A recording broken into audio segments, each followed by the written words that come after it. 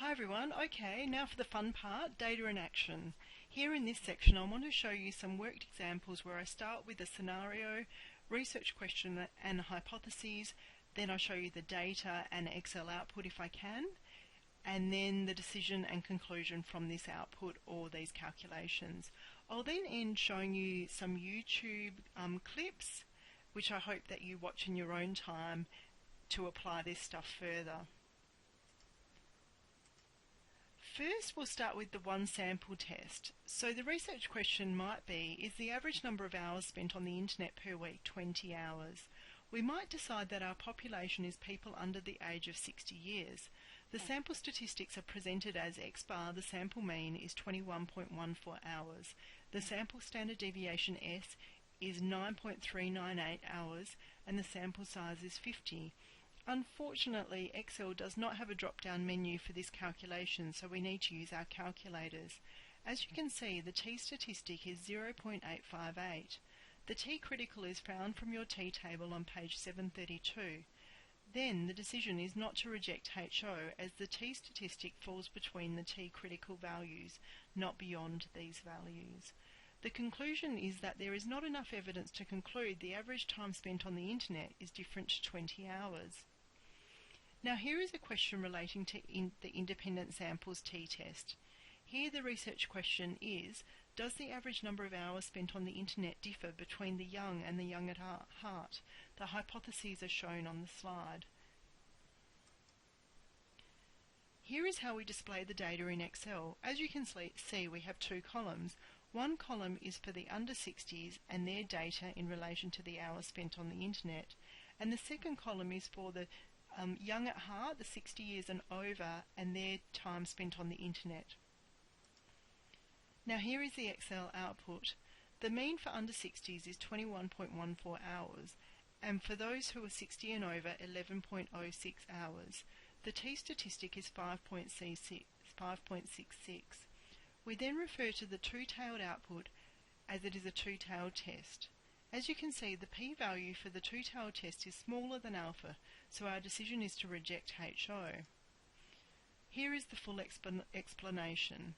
Since the p-value, two-tailed, is 0.00, which is less than alpha of 0.05, we reject HO. The conclusion is that there is enough evidence to conclude that the average time spent on the internet differs between people under 60 years of age and those 60 years and over.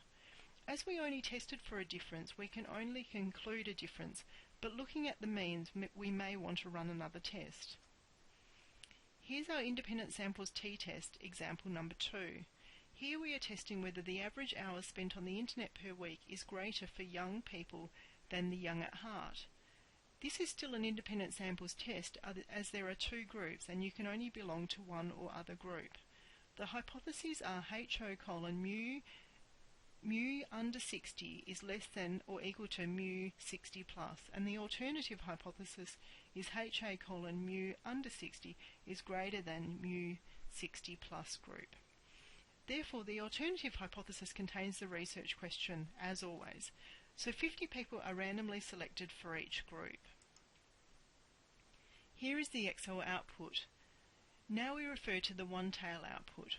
We can see the p-value is less than alpha, so we reject HO, but this time we conclude that the average hours spent on the internet per week is greater for young people than the young at heart. Here is the decision and conclusion in detail. Since the p-value one-tail equals 0.000, which is less than alpha of 0.05, we reject HO. There is enough evidence to conclude that the average time spent on the internet is greater for those people under 60 years of age. Now on to the paired sample t-test. We may be a market research company wanting to increase the time that the 60 plus age group spend on the internet, as research shows that this group spend the least amount of time, and we may want to encourage them to spend more time so that they spend more money, such as with internet shopping. Anyway, the research question would be, do the 60 plus age group spend more time on the internet on average after attending a computer training program related to internet use? These hypotheses are therefore HO: mu d is greater than or equal to 0 and HA mu d is less than 0. This makes sense as we are hypothesizing or expecting that the time spent on the internet at time 2 will be higher than the time spent on the internet at time 1, and since the data is entered in the order of time 1 subtract time 2, it is expected that this will be a negative number, so a number less than 0. This research question is then represented in the alternative hypothesis. Okay, so here is the data. The first column is ID, so we have person 1, 2, 3, etc. The next column is the time spent on the internet for each of these people before attending training. The third column is the time spent on the internet after attending training. Remember here that different scores are calculated because it's a paired test. Here is the Excel output. As we are running a directional test, we look at the one-tail output. Here you can see the p-value is less than alpha. The decision is therefore, since p-value, one-tail, equals 0.0029, which is less than alpha, which equals 0.05, we reject HO. The conclusion is therefore, there is enough evidence to conclude that the average time spent on the internet after attending computer training is greater than the average time spent on the internet before training, and therefore the training program can be considered effective. Okay, so I've just put some YouTube clips here, or some references to some YouTube clips. One is about which toothbrush is better, manual or electric. And the next one, I'll just go there, is about, is it beneficial to have an afternoon nap and they're looking at your reaction time before and after having a siesta.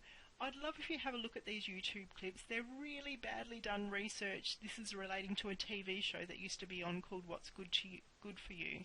But I'd love if you have a go at working through these ones, thinking about if it's a paired or an independent samples test, and then writing up your hypotheses. Okay, good luck everyone. Thank you.